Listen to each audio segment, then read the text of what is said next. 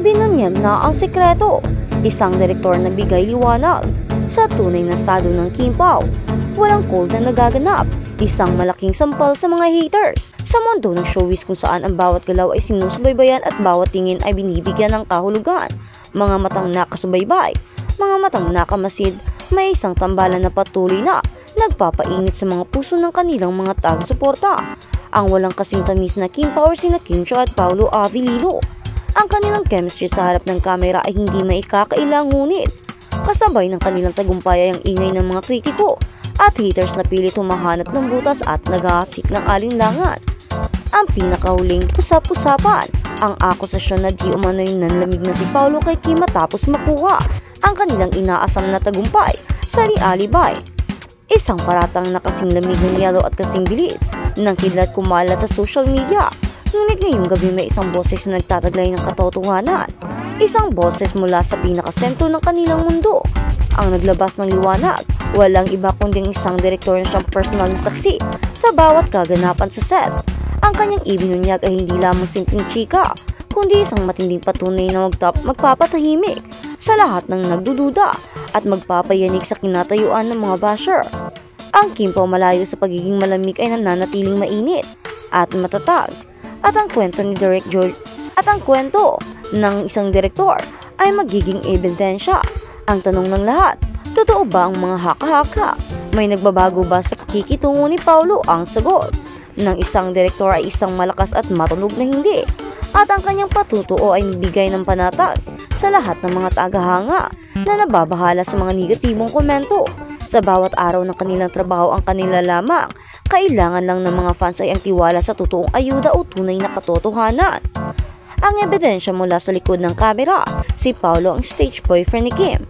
Kung mayroong taong pwedeng magbigay ng objektibong pananaw sa relasyon ng dalawa, iyon ay walang iba kundi ang kanilang direktor na nakasama nila halos 24/7 sa likod ng kamera. Ay walang pag-aatubiling nagbahagi ng mga eksklusibong kaganapan na nagpapakita kung gaano kalalim ang koneksyon ni Kim at Paolo. Ang kanyang pag-post sa chika at ay hindi lamang para sa publicity. Ito ay tapat na pagbabahagi ng katotohanan upang mapanatag ang kanilang libo-libong taga-suporta. Palaging pinapakilig ng mga fans kaya ito ang kagandahan sa team nila. Always nagpo-post ng mga nangyayari off-cam. Ito ang kanyang naging pahayag na nagpapayotig ng kanyang misyon na labanan ang fake news gamit ang purong katotohanan at transparency. Ang pinakasensitibong detalye na ibinunyag ni Direk Jojo o ng isang direktor ay ang natural na pagiging lambing ni Paolo kay Kim sa gitna ng mahabang taping, sa stress ng trabaho at sa pressure na dala ng industriya. Nananatiling maasikaso at mapagmahal si Paolo. Hindi ito acting, hindi ito script. Ito ay isang kaganapan na nakikita at nasaksihan ng lahat ng miyembro ng produksyon. Ang mga sandaling pag-aalaga, ang mga simpleng ngiti at higit sa lahat, ang mga biglaang yakap na naganap off-cam ay sapat na upang patunayan na ang mga paratang na cool siya ay walang katuturan. Sa katunayan, ayon sa mga ibinahaging komento at kaganapan ng isang direk, ang lambingan ni Paolo ay kasing init ng kanilang mga eksena sa screen. Kung hindi man mas matindi pa, ang mga eksena na ito ay patunay na ramdam na may something na nga. Ang mga yakap na ito ay hindi mapagkunwari. Ito ay nagmumula sa isang tunay na pagkagiliw at pagrespeto sa isa't isa na lalong nagpapatibay sa kanilang tandem na minamahal ng publiko. Ito ang dahilan kung bakit ang mga supporters ay hindi na nababahala sa mga pinagsasabi ng haters. Ang lason ng pagdududa at ang lunas na pagmamahal. Sa bawat tagumpay may kaakibat na pagsubok, at sa kaso ng Kim Pao ang pagsubok na ito ay nagmumula sa mga tinatawag na bashers or haters na gumagawa ng paraan para lang masira ang kanilang tandem. Sila ang mga magagaling at bida-bida sa social media na nagkakalat ng hate comments at walang katotohanan na ibinibentang kay Paolo Avellino. Ang kanilang pangunahing bala, ang isyu ng nanlamig na di umano'y dahil nakuha na ang gusto kay Kim Chiu. Isang napakabigat at napakawalang galang na parata. Sa isang banda, ito ay nagpapakita ng kawalan ng respeto sa personal na buhay ng mga artista. Sa kabilang banda, ito ay nagpapakita kung gaano kababa ang tingin ng mga bashers sa isang tapat na pag-aalaga at pagmamahal.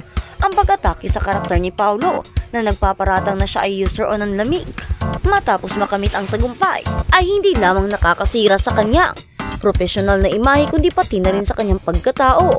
Ngunit sa paglabas ng mga detalye mula sa isang direktor, ang mga paratang na ito ay tuluyang nasira Ang mga behind the scenes na larawan at video kasama ang personal na patutuo ng direktor ay nagbigay ng kapayapaan sa isip at puso ng Kim Pao Nation.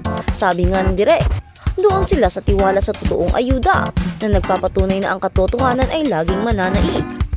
Ang mga taga-suporta ay lalong napanatag dahil sa mga kaganapang ito. Ang kanilang mga komento ay nagpapakita ng matinding pasasalamat sa isang direk.